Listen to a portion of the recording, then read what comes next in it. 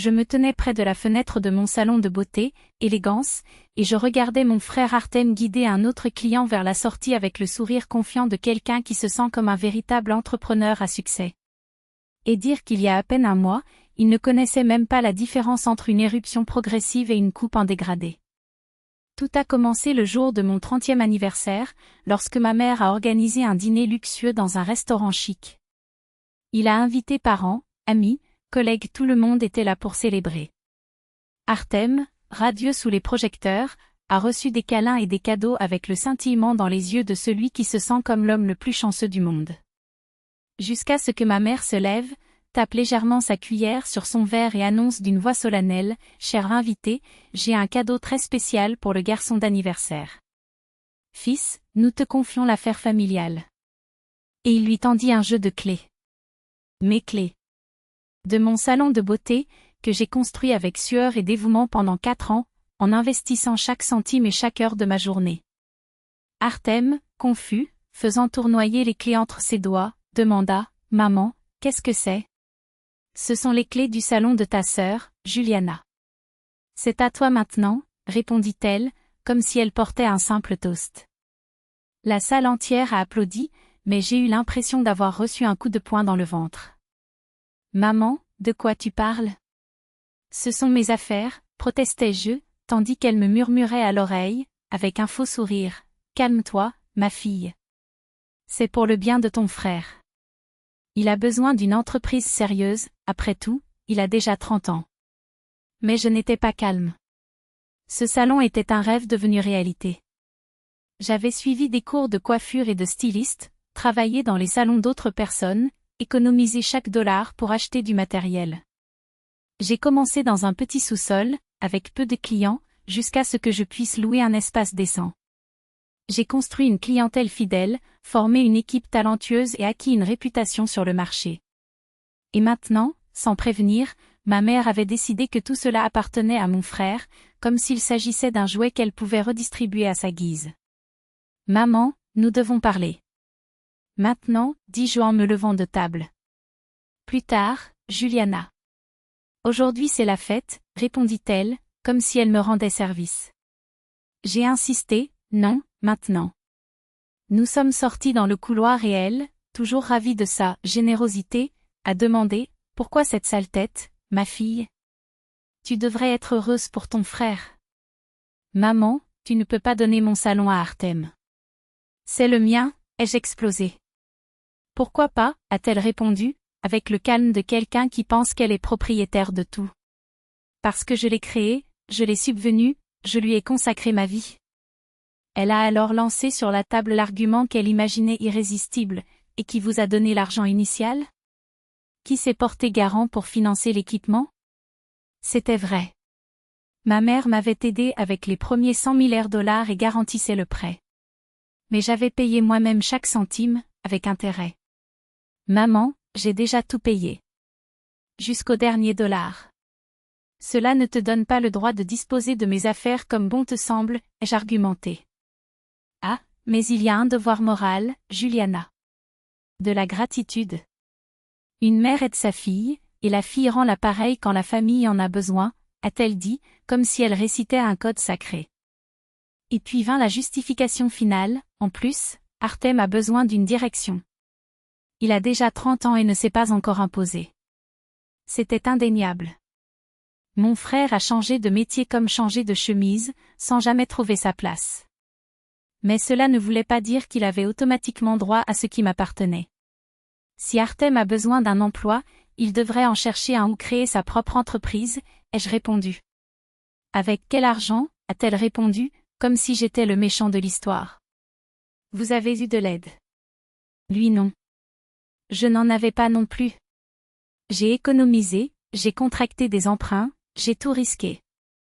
S'il veut, qu'il fasse pareil, répondis-je exaspéré. Mais c'est plus dur pour un homme, dit-elle, comme si cette phrase suffisait à elle seule à justifier l'absurdité. Sa logique m'a laissé sans voix. Pourquoi est-ce plus difficile pour un homme, maman ?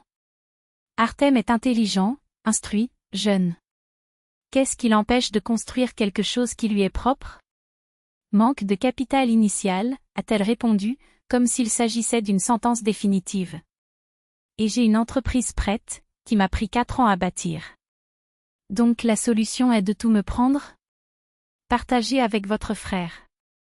La famille s'entraide, a-t-elle insisté, comme pour donner une leçon de morale.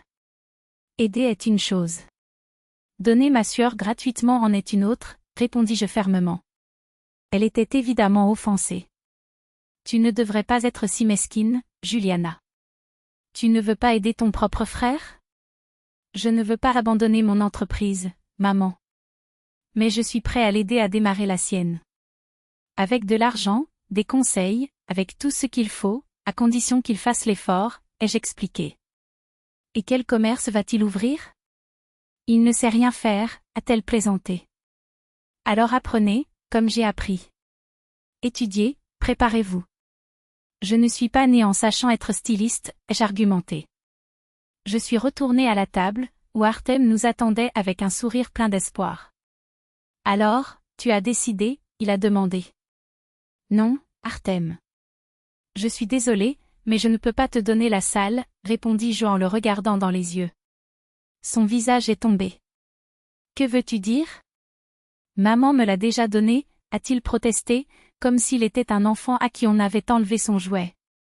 Elle ne pouvait pas donner ce qui n'était pas à elle, ai-je précisé, tandis que les invités échangeaient des regards embarrassés, comme si j'étais le méchant de la nuit. Artem, frustré, jeta les clés sur la table et partit sans se retourner. Ma mère a couru après lui et je suis restée là, sous les regards accusateurs de proches qui me considéraient clairement comme égoïste et sans cœur. Cependant, une semaine plus tard, Artem est apparu dans le salon, avec des cernes sous les yeux et une expression comme s'il avait passé des nuits blanches. Juliana, je suis désolée de ce qui s'est passé. Je ne savais pas que ta mère ne t'avait pas prévenue, dit-il sincèrement. C'est bon, Artem. Je sais que tu étais aussi dans une situation difficile, répondis-je, sans rancune. Il hésita avant de continuer, j'ai pensé à ton idée de centre automobile. Je pense que c'est logique. Est-ce que, tu étais sérieux quand tu as dit que tu m'aiderais? Oui, mais à une condition, que vous le preniez au sérieux. Étudiez le marché, faites un business plan, calculez les coûts. Ce n'est pas une blague, ai-je précisé. J'ai déjà commencé mes recherches, a-t-il répondu, et pour la première fois, j'ai vu de la détermination dans ses yeux. Au cours des 2 mois suivants, Artem s'est consacré comme jamais auparavant. Il a étudié le marché des services automobiles, visité des ateliers, calculé les dépenses, créé un plan détaillé et, à ma grande surprise, c'était viable. Je lui ai prêté 500 000 $ pour louer un espace, acheter du matériel et couvrir les frais initiaux. Ce n'était pas facile au début. Les premiers mois ont été difficiles, avec peu de clients et beaucoup de travail. Mais Artem a persisté. 1 an plus tard, son centre auto comptait déjà 2 mécaniciens embauchés et une clientèle fidèle. Lorsque nous nous sommes rencontrés lors d'un dîner de famille, il m'a regardé et m'a dit, « Juliana, merci de ne pas m'avoir donné le salon. J'aurais tout détruit, car je n'avais aucune idée de ce que je faisais. Maintenant, j'ai quelque chose qui m'appartient, que je comprends et maîtrise. » Et ma mère? Aujourd'hui, elle raconte fièrement à tout le monde comment son fils a conquis sa propre entreprise. Il n'admet jamais avoir essayé de m'enlever ce qui m'appartenait, bien sûr. Mais cela n'a pas d'importance. L'important est qu'Artem ait trouvé sa voie, non par héritage, ni par faveur, mais par mérite. Et moi? Je reste bénéficiaire de mon salon, sachant que parfois dire « non » est le plus grand acte d'amour que nous puissions offrir. Aujourd'hui, elle dit à tout le monde qu'elle a 2 fils entrepreneurs. L'étincelle dans les yeux ne ment pas, c'est de la pure fierté. Et non, tu ne regrettes pas de ne pas m'avoir offert ton cadeau de mariage. Pas du tout. Au contraire, il dit que c'est mieux, chacun sur son chemin, sans se marcher sur les pieds. Ma mère a vraiment changé. Aujourd'hui, il estime avoir agi avec sagesse en poussant Artem vers l'indépendance. Bien sûr, sa version est toujours plus héroïque. Selon elle, elle a monté tout ce théâtre exprès, juste pour que son fils se réveille et réfléchisse à son propre avenir. Mais j'ai appris ce qui compte vraiment, aider, ce n'est pas tout donner, c'est donner aux gens l'espace nécessaire pour trouver leur propre réponse. Artem n'est pas devenu un homme d'affaires prospère parce qu'il a hérité d'une entreprise, mais parce qu'il a bâti la sienne à partir de zéro. Et, finalement, de là est née une tradition familiale, non pas celle du partage des héritages, mais celle de soutenir les rêves de chacun sans voler l'autonomie de chacun. Parce que la vraie famille n'est pas celle qui porte vos responsabilités, mais celle qui vous apprend à porter les vôtres.